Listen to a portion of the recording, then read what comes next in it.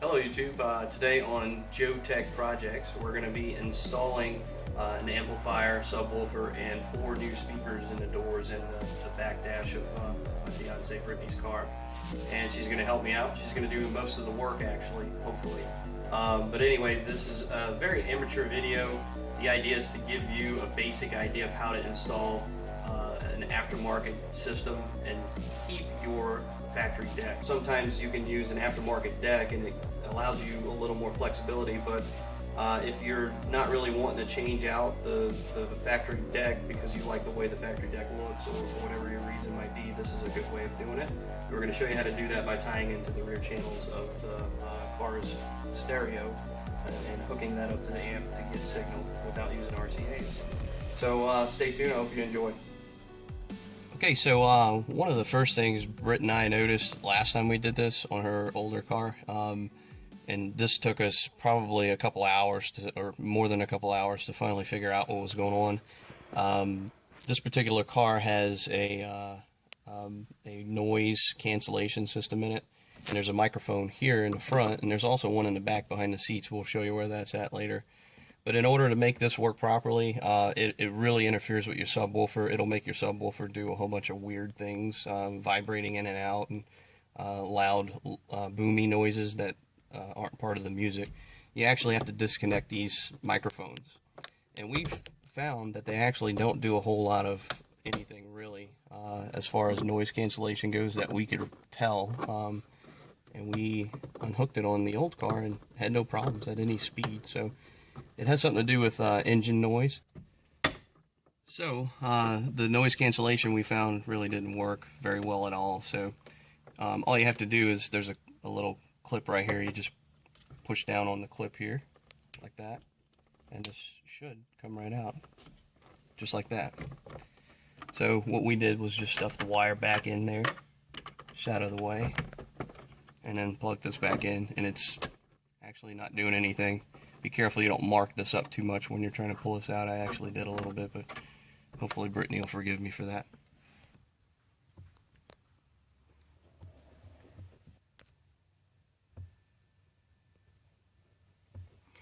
Alright, so we're in the rear of the car now, and this is the little microphone hole, this tiny little hole right here for the rear noise cancellation microphone. Brittany just zoomed in. Inside this little hole right here, that's where the next wire is. In order to unplug that one, there's a button here, a clip button, and a clip button here. You just undo those two, and you just have to try and get your hands underneath there. And it's a little tricky, but it's possible to do. Can you catch under here, maybe? Mm-hmm. It's kind of hard to put some light in there. You see it? It's kind of hard to do this with one hand, so put the light down. Ouch.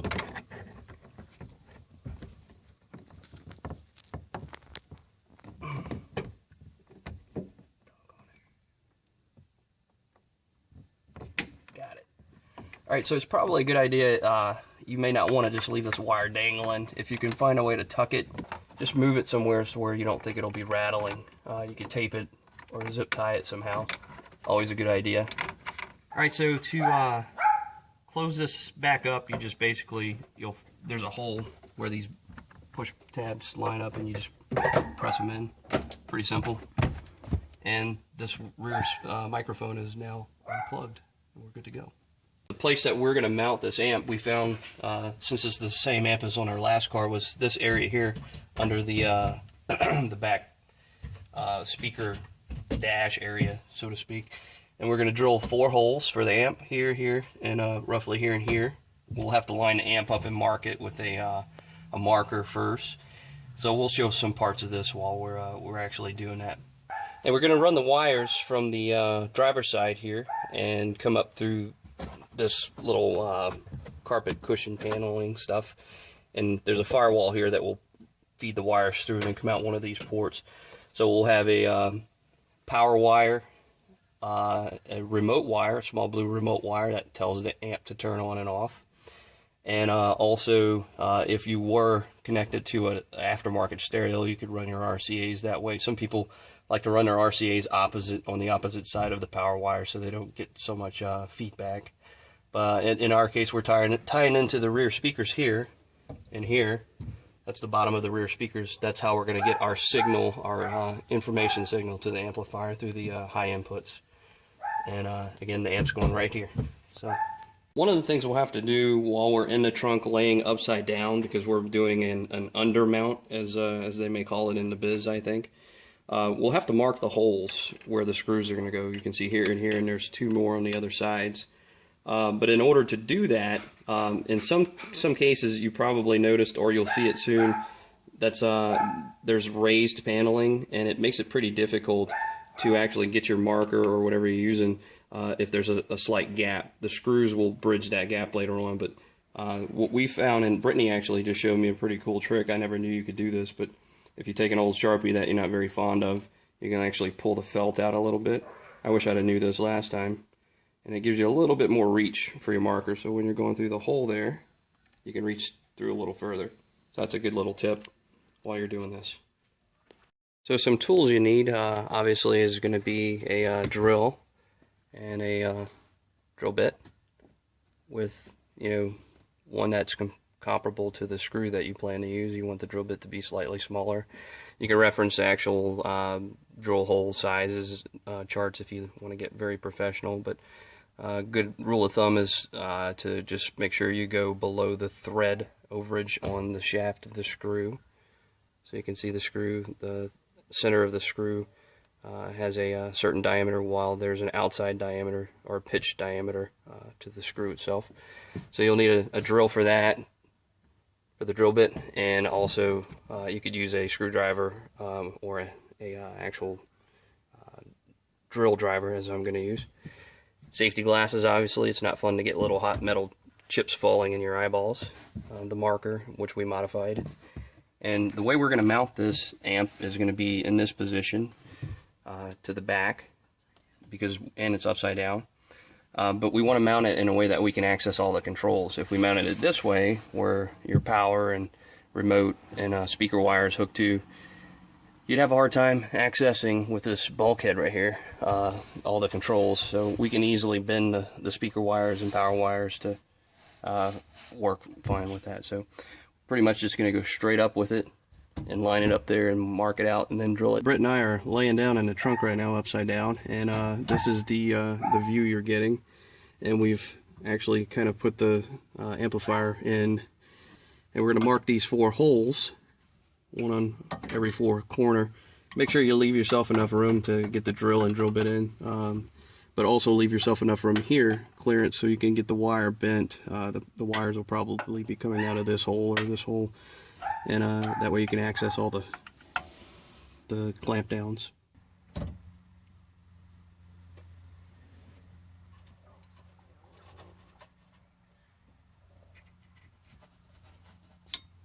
One problem when you're doing this is the blood tends to flow down with gravity, so your arms get kind of weak and tired pretty quickly. So it's good to make sure you have this thing lined up where you want it before you get going. Otherwise, your arms get really weak every time you do this over and over. Alright, so you can see the 4 dots that we've marked with this handy marker trick that Britt showed us. So if you have a center punch, it's always a good idea to come and do a little center punch, but I used to be a machinist in my old days, so I've gotten pretty good at doing this. Here's a little trick. You can kind of twist the drill a little bit, and that helps it bite. And start slow. Always good to leave a finger like this on the drill. Helps keep it from kicking back on you. Of course, this is a really small drill bit. It would probably break before it would hurt you. Make sure you don't go too high. You never know what you might be drilling into if you can't see beyond the metal there. So you don't want to accidentally drill into something important or through your back dash. But we're only putting in 4 screws. We'll just start each one, and then you can run them up. And if they go in slightly angled, that's okay. They'll hold really well into the sheet metal. So next we get the amp. and the drill.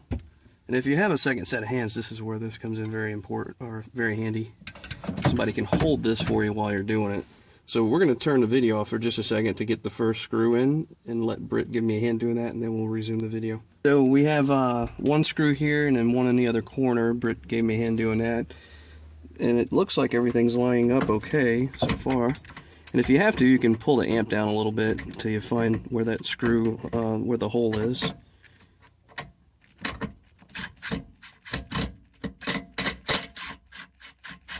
And don't over tighten them, because the metal, the sheet metal is not very thick. I don't know what gauge it is, but you can see it right here. It's probably that thick. That might be a 1/16 or so. So if you over torque it, you're going to lose your thread holes, and then, no pun intended, you're screwed.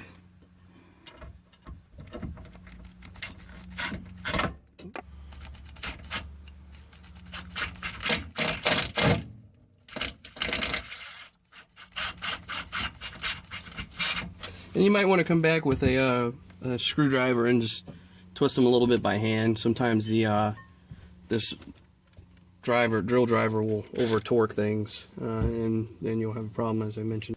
All right, so this is what it looks like. Brittany will back out a little bit to get more of a bigger frame of reference here, but you can see we can easily access. This is our high-level input, where the adapter harness is going to go. That ties into 2 speakers.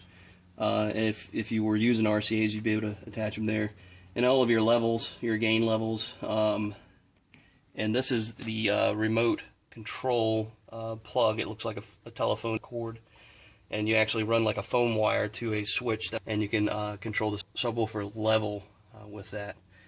So, gives you access from the front. All the wires are going to go in the back, and should make it pretty easy. We're moving on. We're going to do run the wires for the amp last. We're going to go ahead and start working on changing the factory speakers that come with the car. In our case, we have some pretty good aftermarket speakers. It's a 3-way speaker. In this case, you have your lows, your mids, and your highs. This is, I think, a 6-inch speaker. Just wanted to show you that it's a decent quality speaker. Always a good idea to spend a little bit money on your speakers. You don't have to spend a fortune. Anything's probably better than the factory speakers. You get, you sometimes might get a little more bass with your factory speakers off the bat, because they're usually just a single or 2-phase speaker. But long term, as far as quality of music processing, they're really crappy, because they can't capture all of the different ranges of music that your music's going to be playing. So you'll definitely notice a difference when you put an aftermarket speaker in. So first thing we'll do is take off this little panel here on this particular Honda Accord. You have to take out a few screws before you can pull the whole door panel off. There we go. So now you can see a couple of screws there. We'll rip those out real quick with our drill driver. I don't recommend putting them back in with the drill driver, but taking them out is okay.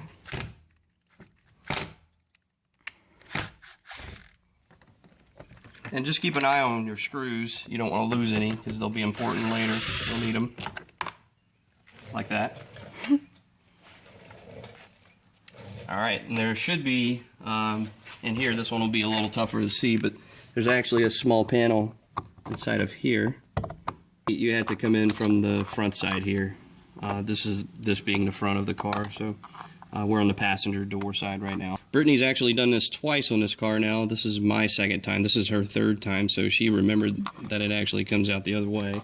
And you can see the screw that we'll have to pull out right there, the Phillips screw. That's what pretty much releases the door. So we had 3 screws all together. We had this one right here by the door handle, and then this one down here.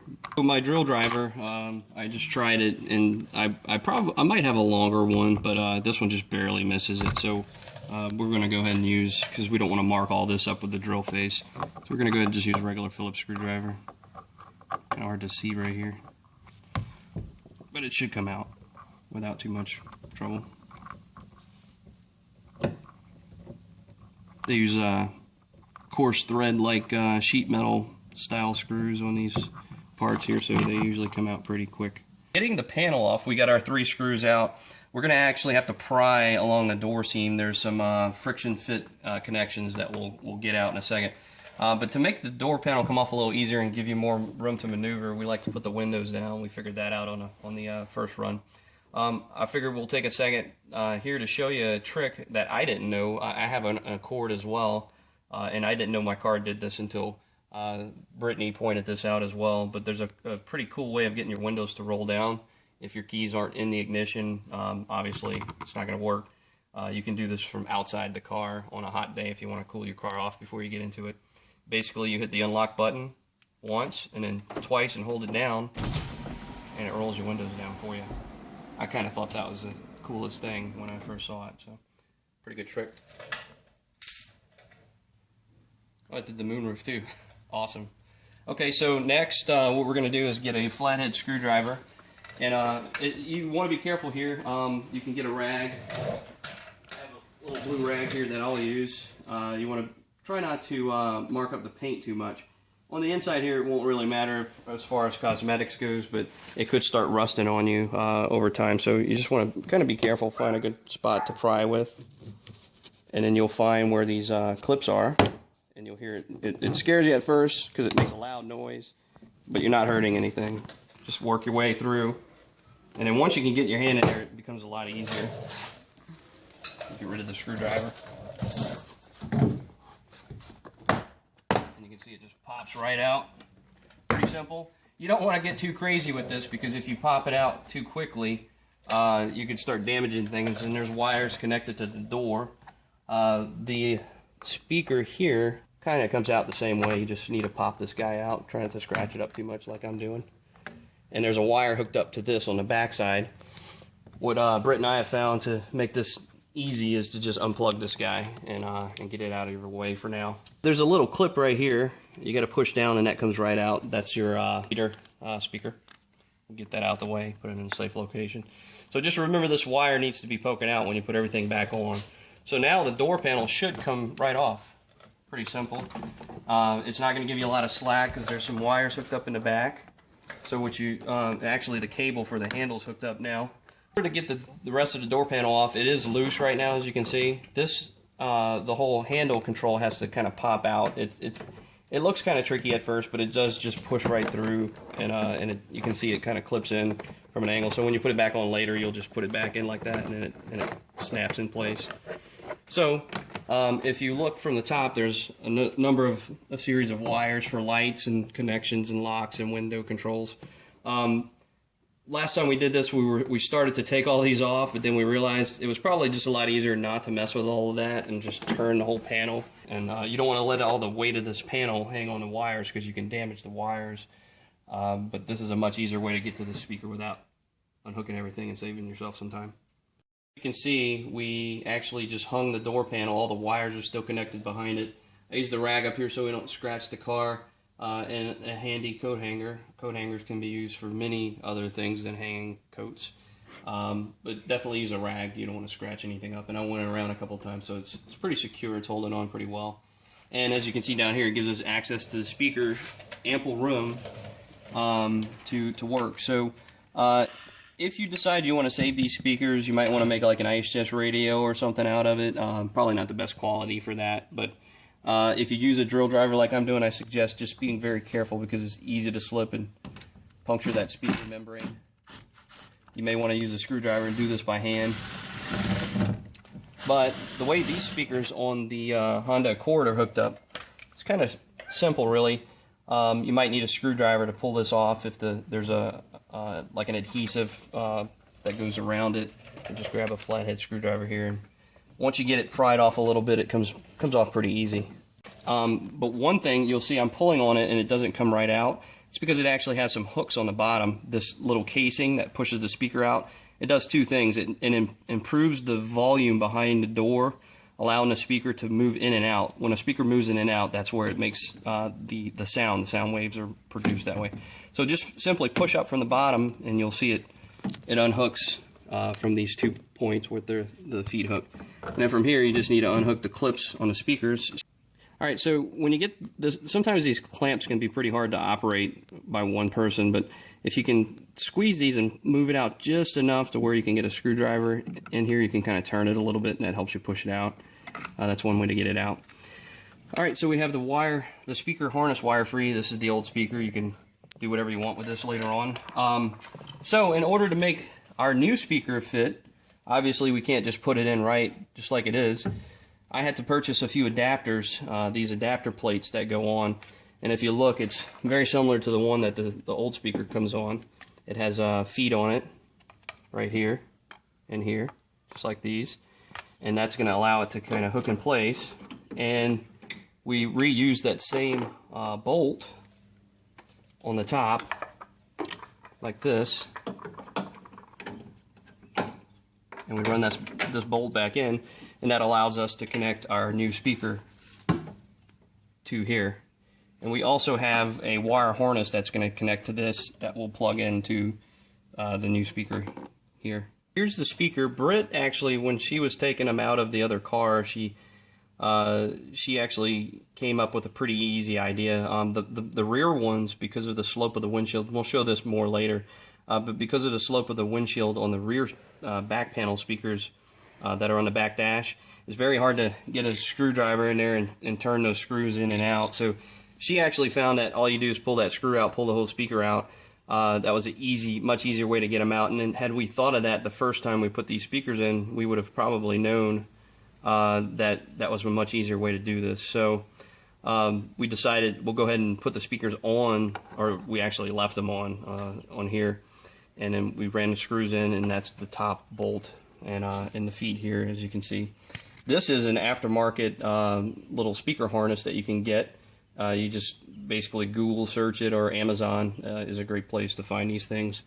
And this allows us to easily connect our existing speaker connection onto the new harness, and you just need to make sure you put this in the right way, and it'll only go a certain way. You can see right here there's a little spline, I guess we can call that, and on the harness there's a coupling, a mating spline, so we connect those two together just like so, and it should snap together. And when you're handling these speakers, be careful not to touch the diaphragm too much. You don't want to accidentally break that. If you break that, you lose your sound performance. The back end of this harness, there's two size connectors. There's a small one and a large one, and you'll see they actually only go in on a certain one. And just be careful. As you can see, I have this one bent a little bit. You want to avoid bending these too much because they will break off on you over time. So basically we just hook the feet in just like so. Make sure you don't pinch your wires. Put this in place and get the connecting bolt. On my speaker, I found I actually had to bend the metal frame of the speaker down a little bit to make the head of this bolt fit in properly. So sometimes you got to make some, I like to call it fine-tuning adjustments. And you might pull this out a little bit so you can see that you're getting it lined up properly.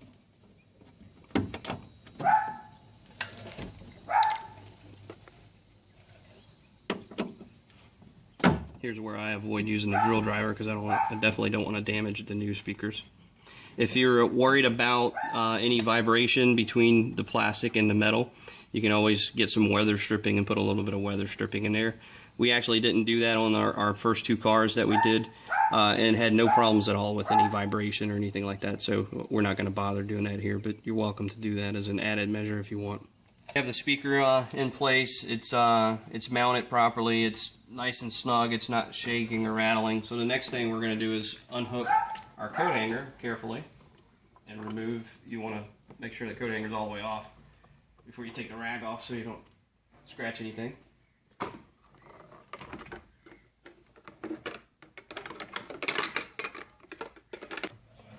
Alright, so we have the coat hanger off now, and you need to grab the door handle assembly and just make sure you push that back through as you're feeding everything back in place.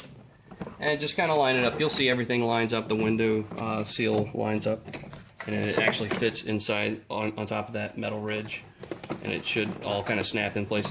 If it feels like it doesn't want to go, it probably doesn't, or it probably isn't supposed to go that way, so just be careful.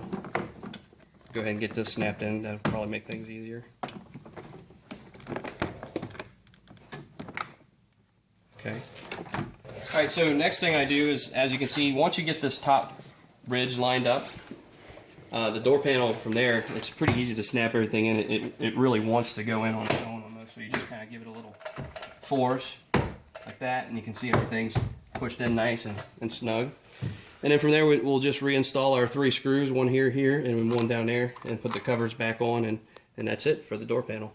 Oh yeah, Brittany just reminded me, also we'll have to rehook up the tweeter, just like that, and you can see it snaps back in place too. It has a couple little feet that hold there, and it snaps back in. This piece snaps to there, that piece snaps to there, and you're good to go. So Britt's just finishing up the driver's side door. She was able to get the speaker installed and everything, probably half the time it took me to do it. And this is where she's putting in that, it's kind of hard to see there, little extra bolt, hammer bolt, and snapping in the panel. And I think this door is just about done. Finishing off that panel there. Okay, so Britt is, we're filming through the back windshield right now. You can see she's in there. Basically, to get the speaker panel off, it's kind of hard to see here with the sun glare. You just pop it right out, actually. She took a small flathead screwdriver and popped it right out. So next, she's, just like on the front speakers, there's only one bolt, one screw holding that whole speaker on there, and it's kind of tricky to get that out. So she's going to need me to get her a smaller screwdriver. Just got her one of these little angled screwdrivers so she can get some clearance, because the windshield and the back dash are pretty tight. It's kind of hard to see, but there's not a whole lot of room to work with right there. So she's got that bolt out. Sorry again about the glare. This speaker, you just have to shift it forward, just like you were shifting it up on the door, and the little feet should come unhooked, and you should be able to pull the whole thing out. There's another wire harness on this one, just like the other one. Kind of hard to see here. There we go. Now we can see pretty good. So it's going to be a little trickier to get this one off. She can't really use that screwdriver trick, or I guess you could. It's just hard to get your hands in there. It's hard to get 2 people in there at the same time. This part might be easier to do from inside the trunk. You can see my safety glasses down there. If you were laying down, you might be able to get it easier from in the trunk. Alright, so now you can see Britt actually is in the trunk now. I think she can get a little more leverage and see it better from here. So basically she's just unhooking that wire harness that connects to the speaker, which is it's the small things that are usually the most troubling when you're doing a little project like this. Alright, so she's got it unhooked, speaker's out, and we'll put the new speaker in next. Alright, so Britt's just kind of pointing out the feet, and they connect to those 2 little holes there. And again, this is for the Honda Accord later models, I think probably like 2008 and up. It may even go back further back, I'm not 100% sure.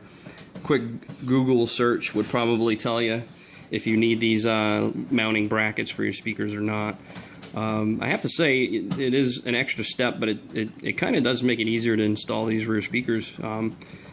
Maybe if you didn't have that bracket, you might have a little more clearance to get a screwdriver in there, but it does make it go in pretty quick, because you only have to put in that 1 bolt.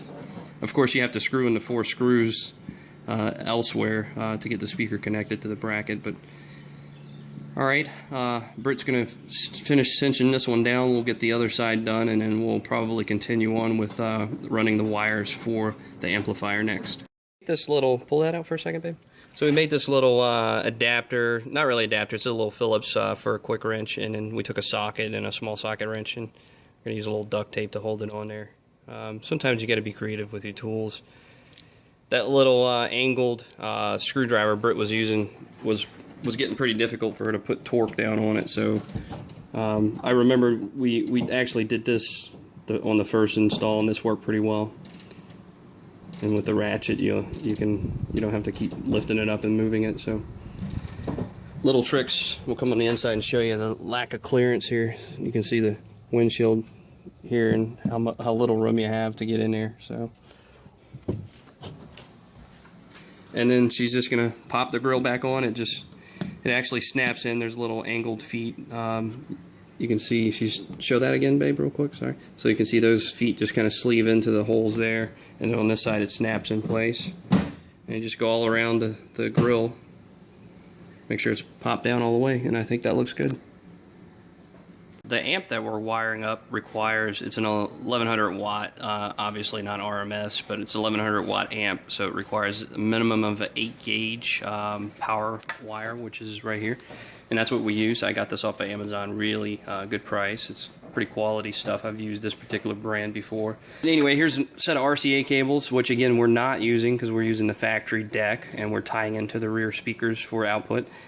This kit also comes with a good amount of speaker wire in case you need it. Some accessories are some little hardware like connectors and whatnot, so you can hook up the battery and ground, and you can use this for your remote wire. You can even use these for the speaker wires if you choose. Here's a ground wire. Usually they're black, and I already have the ground wire hooked up from the old car that Brittany pulled out, so we're just going to reuse it. And you can see here's a connector that's going to go on the amp side, and this is going to hook up to a bolt, which we'll show you here in a minute, on the car. We're going to ground it to the car. And this is the remote wire. This is the power wire that's going to run from the battery to the amp. This is the remote wire. This is what we're going to do, is actually plug this into a fuse on the fuse box, on the fuse panel. We're going to have to find a fuse that actually turns on only when the ignition is on, only when the car, basically, the key is turned forward, and that signals the amp to turn on and off. If you don't hook this up to the right fuse, your amp's going to stay on all the time and you're going to drain the battery. Not a good thing. And this is actually an inline fuse. We're going to put this close to the battery. This is pretty easy to hook up, and it's going to be hooked up to this red wire. And that's just a little surge protection fuse. These are my pliers I normally use for stripping wires. This is a pretty good type of pliers that allows you to strip wires really easily, quickly. These I like to use for crimping. As you can see on the end of the wire here, you have to do some crimping with these. So, and my little electrical kit, I have all the basics here. The next thing we're going to do is unplug the ground terminal on the battery. Some people like to do that before they hook up any speakers, but you know, as long as you leave your stereo off and the key off and there's no power running or no signal running to the speakers, it should be fine. It's low risk, so it's not a big deal. But definitely when you're hooking the amp up, you want to do that and make sure that you're being safe about it, and you don't want to accidentally surge anything into your amplifier until you get everything hooked up and buttoned up. So we're going to go ahead and do that now, and then we'll get started on installing running all the wires and installing the amp. Britt is actually working on taking the negative terminal off the battery now. By the way, if you ever taken the positive terminal off the battery, it's a good idea to try not to touch your wrench on any of the metal brackets or components or anything like that. You'll get a nice little arc. It might scare you a little bit. Alright, once you get it loosened, that's fine. You don't need to take it all the way off, and just pull that wire off and tuck the ground somewhere down out the way so it doesn't contact anything on the battery. There you go. So I have the red power cord kind of stretched out and ready to go. What I'm going to essentially do is I'm going to feed this cord through the paneling here all the way to the back of the car. And I'm going to have to feed it up underneath the brake pedal and accelerator. There's actually a hole in the firewall. It's pretty difficult to see, but there is a hole up in there. And we're going to get this wire through that hole. We should be able to show you as we get into it. It's pretty difficult to see from here, but once I find it, I'll show it to you. So basically, to get this paneling off, it's a pretty simple process. You just take a screwdriver, and you should be able to just twist and lift it right up, and it pops in place, kind of like that door panel did. Just be careful with it. It should, you don't have to force it too much. It should come up fairly easy. And you can see how dirty your car is once you do this as well. So we don't need to take it all the way off. There's actually a screw. It connects to all the locking mechanisms right there, but we don't necessarily need to remove the whole thing. We can just lift it up like that and run the wire in here. This panel right here comes off as well. A little more tricky to get to, but we'll need to move this out the way to run the wire completely. So just kind of pry everything off like that, and it should pop right out.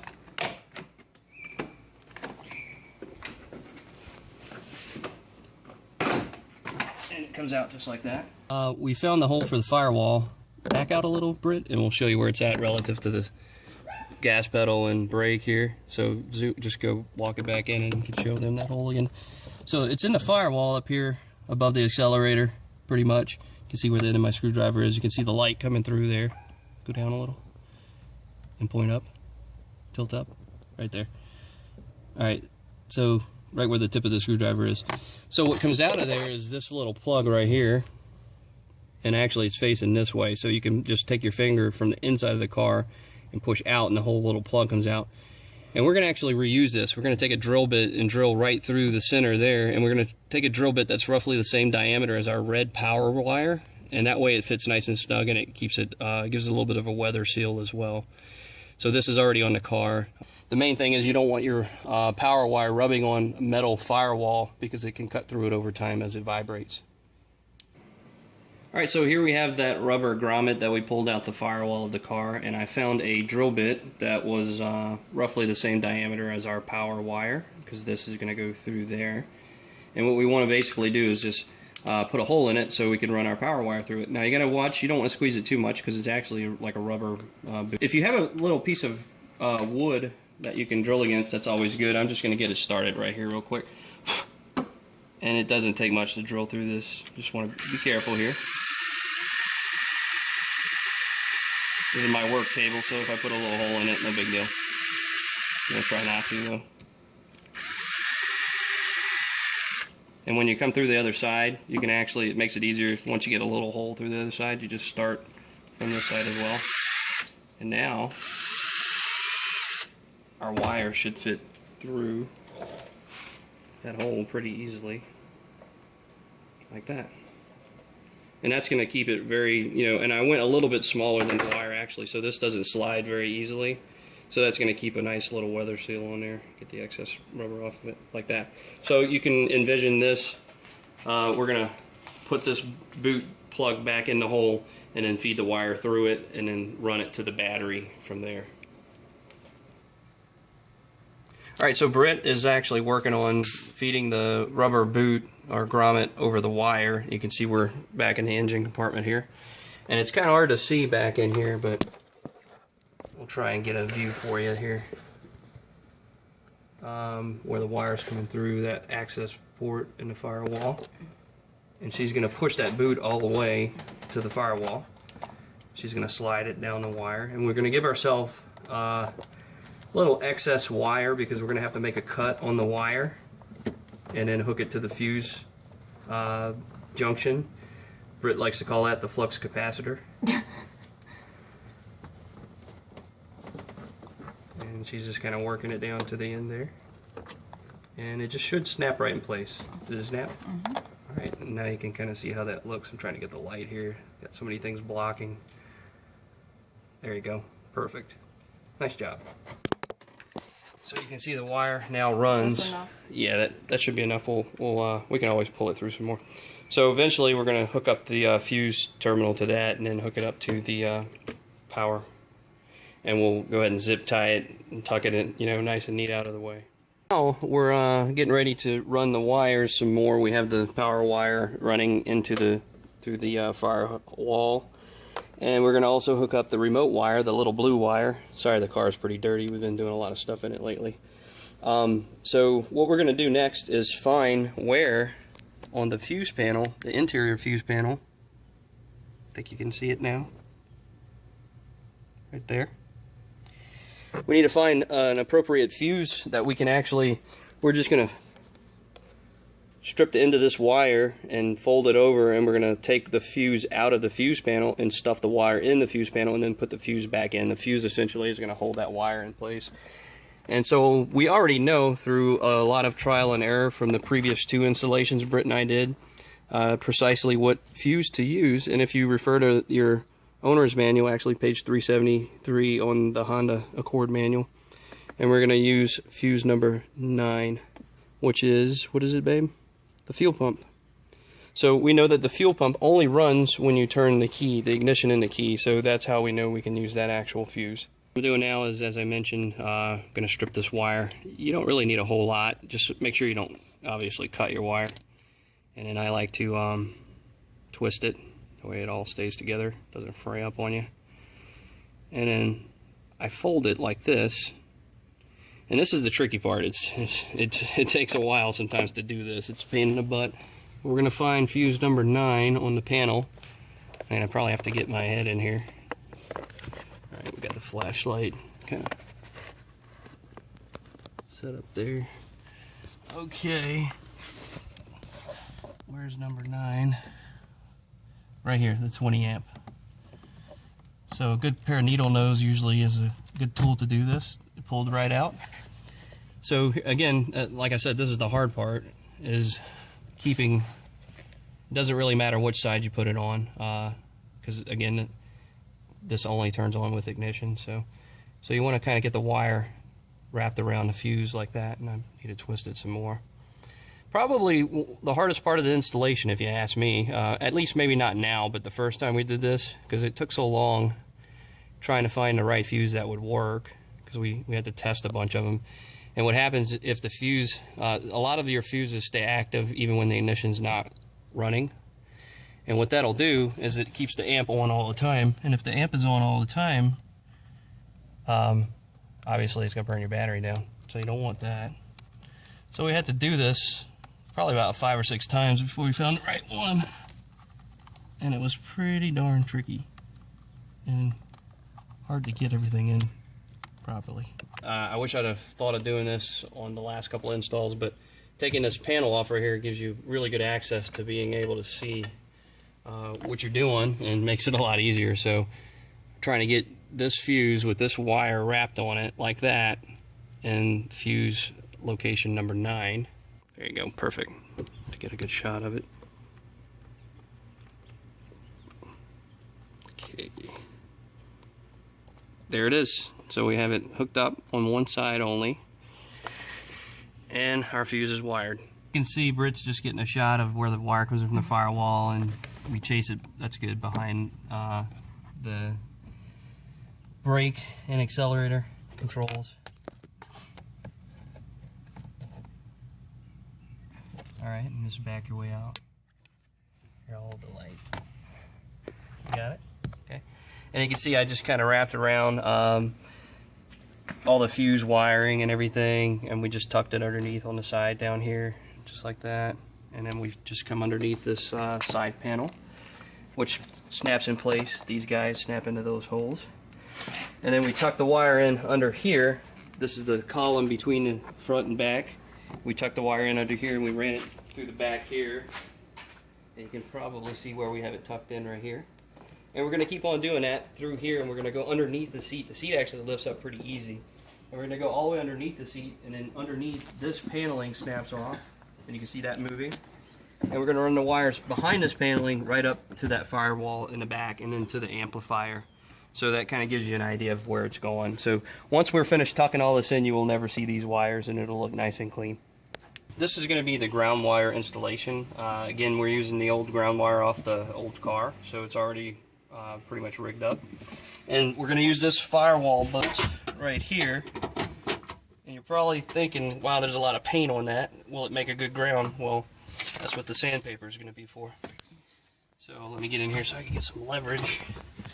Kind of tight.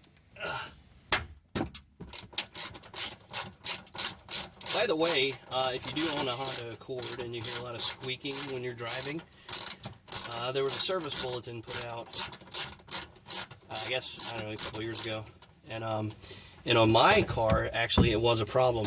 There's a couple panels of sheet metal right here. And what was happening is this panel is squeaking on the bolt. As you can see, it may not line up perfectly. So the technical bulletin required you to grind away some of that metal right there. And I did that on my car, and as soon as I did that, it went right away. You can bring it to the dealership and have them do it. I think they'll do it for free under warranty, but I didn't want to give up my car because I use it for carpooling.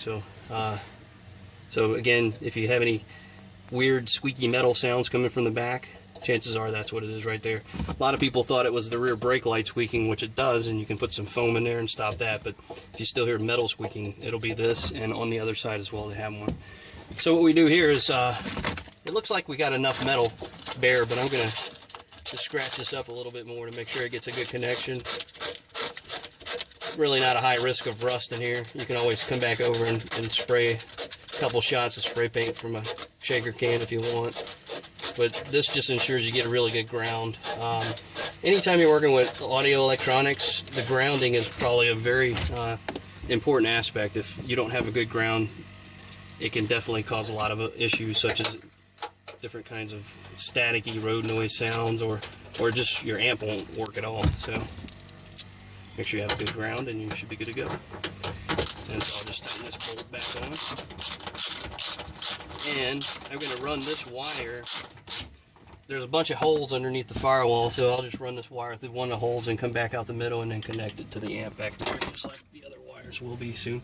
Now we're going to hook up all the wires to the amp. And then the last thing we're going to do is going to be to hook up the rear speakers, get signal from the rear speakers to the high level inputs. But right now what we're doing is hooking up the remote wire, and we're going to hook up the power and ground wire. So I'm just actually putting a little crimp fitting on this remote wire just to make it easier to plug in. I just want to crimp that down real good.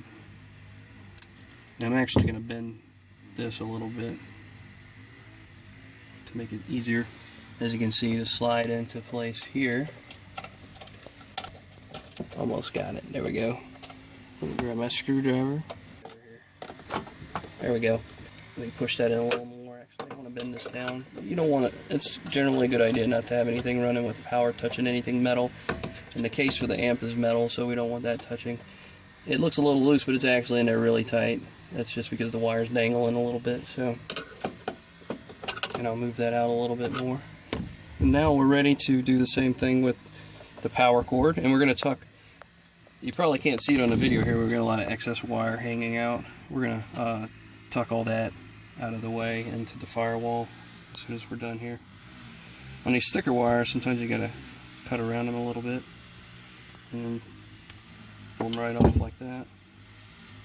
And on this one I actually have a sheath. I can fit it on there. Yep. And I don't have any more crimpies that are the right size that will actually fit around the bolt. So what I'm going to do, and you can do this in many installations, until I go out to the store and buy some, what I'm going to do for now is just hook the raw wire directly into it. I prefer it to look a little cleaner, so normally I'll use the crimpies. And it just helps to keep frayed wires from accidentally bridging over and touching anything else. But you want to cinch that down pretty good. Make sure it's tight. And since I used the sleeve, we can still push the sleeve up a little bit just to get a little more protection in there. And here's the ground wire. Just like the actual power wire, the battery wire, I do have a crimpy on this one, taped up very well. And we'll put it, and also, by the way, it does say ground, remote, and it may be hard to see in the video, and power or battery. Sometimes it'll say battery. So that is on there, so you do know what to do. And then we'll just tighten this up. And we're ready. We should all have power. What we could do next before we continue is check to make sure when we can hook the battery back up and make sure that on this particular amp I have the emblem covered up, but this emblem actually lights up, so you can actually see that it's running properly. Right here, it's a mono. You can actually hook up 2 speakers if you want directly into this one. But anyway, I'm only hooking up one subwoofer, so this is what's going to run our subwoofer, your positive and negative terminal. Now we're going to hook up the speakers. You have your left speaker and right rear speaker here. Kind of hard to see. I'm sorry if I'm shaking a little bit. We're going to hook up the high-level input harness up, and it just looks kind of like this. It's just a plastic thing with a bunch of wires coming off of it. But if you look on the back of the amp, it'll tell you what's the right, what's the left, positive and negative, and the plug only goes in a certain way, so if you try and plug it in and it doesn't fit, don't force it, just flip it over, and you'll see that it actually plugs in correctly the right way. And in our case, we're working on, you have to think backwards because the amp is flipped upside down, and we're on the right side of the car, so we're going to need the blue and the white wire, and you can see it actually tells you what's positive and what's negative on the right, and you just basically follow the line. So in this case, our white wire is going to be the positive right, and the blue wire is the negative right. And we're going to use these wires, we're going to strip them, and then we're going to actually tie them in, and you can see I have, here's the factory harness that comes on the car. This is part of the harness kit that I purchased. Plugs into the factory harness, and you can see I snipped the wires and I stripped both of them because we're going to hook these together with a length of wire that's going to actually hook up. We're going to run it along the top here, and we're going to hook it up to this high input. So basically I'm hooking up the harness that's snapped in place, and the colors are all color coded again. The small one hooks up on the small side and the large one hooks up on the large side. Generally, for most speakers, the darker color wires are normally the negative and the lighter color wires or the positive.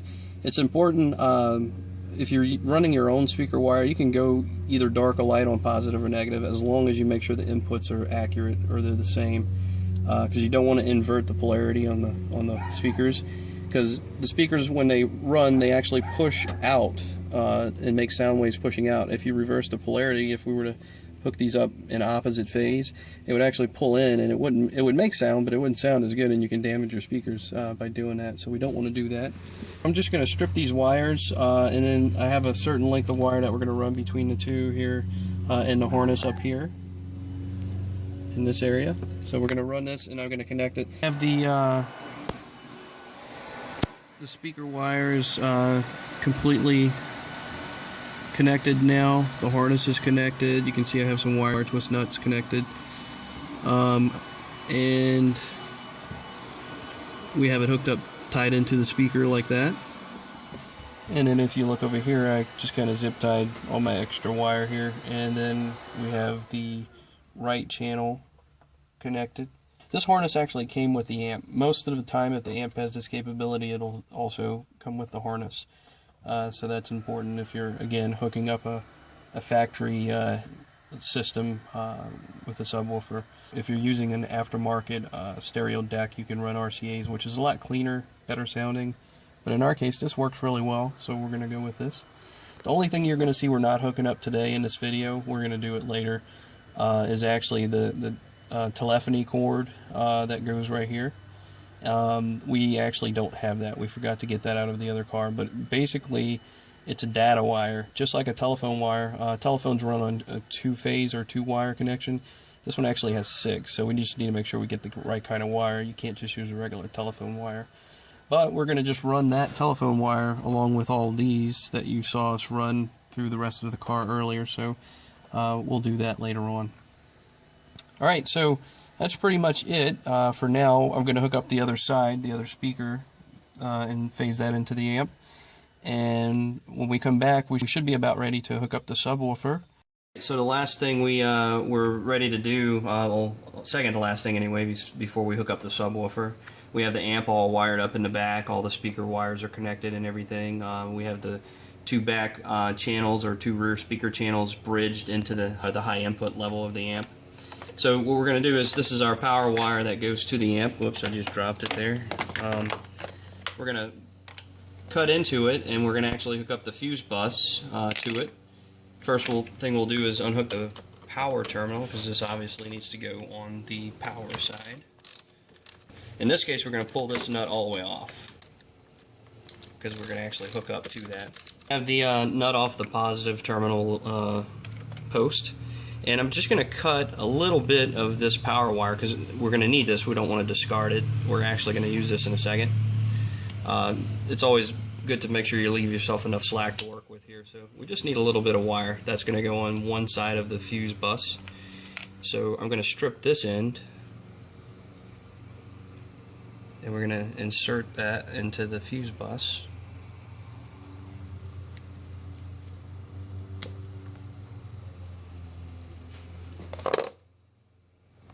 And this part's pretty easy, actually, not too difficult. We just unscrew one side of the fuse bus and feed this through. And then if you look, there's usually it's like an Allen key or Torx head. In this case, it seems like the Torx head fits it well. And we just push that in there, like so, and crank down on it. I've found in the past, using these fuse buses, they're made with softer materials, so they can conduct the electricity a little better. Problem with the softer metals is if you put too much pressure on them, they'll strip out pretty easy, so you want to be careful not to run that too tight. So now we'll take our little piece of wire and we'll strip one side of it for now, like so.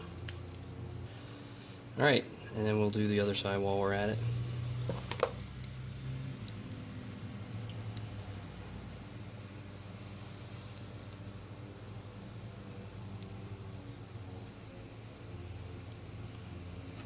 Now, I know a lot of the professional installers out there will probably criticize at what I'm doing. Again, the purpose of this video is just to show the amateur installer some pretty easy ways of doing this, the process really. So we're going to crimp that really well. Watch these crimping tools because they'll bite you right there if you have your hand in there. I've done that a few times. Make sure that's good and solid. And then we take the flux capacitor again. Sorry, the fuse bus. Brittany likes to call it the flux capacitor. Loosen up that screw, that Allen screw. You can see what that looks like from the inside there. And we just push that wire in there. Oh, almost forgot. Don't make that mistake. Make sure you put the cap on it. And then we'll cinch that down as well.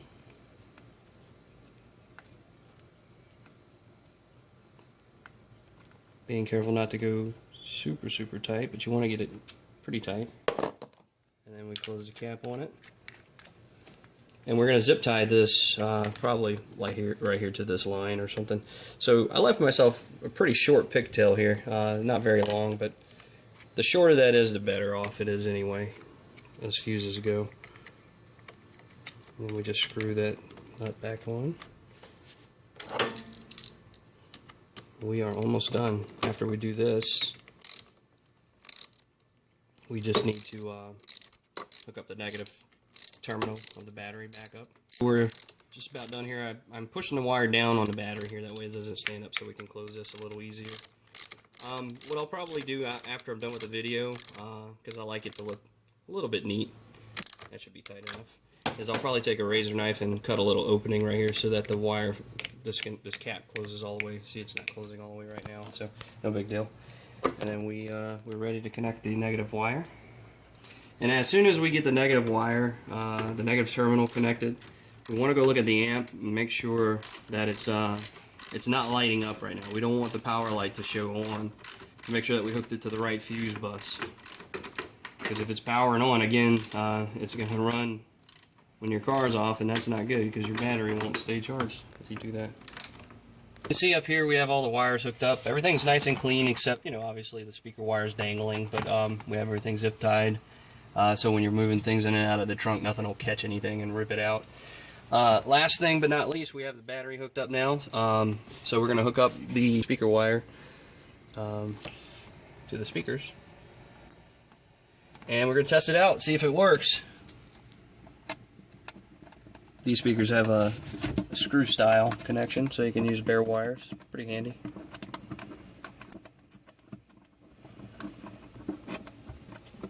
And I'll tighten that down in a second.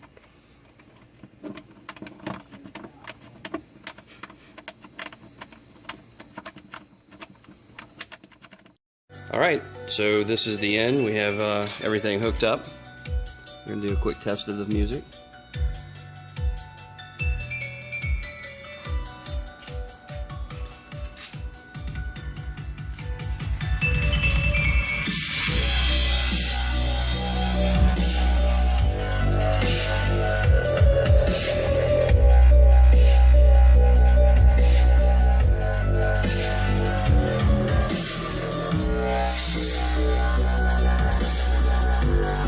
It was a success.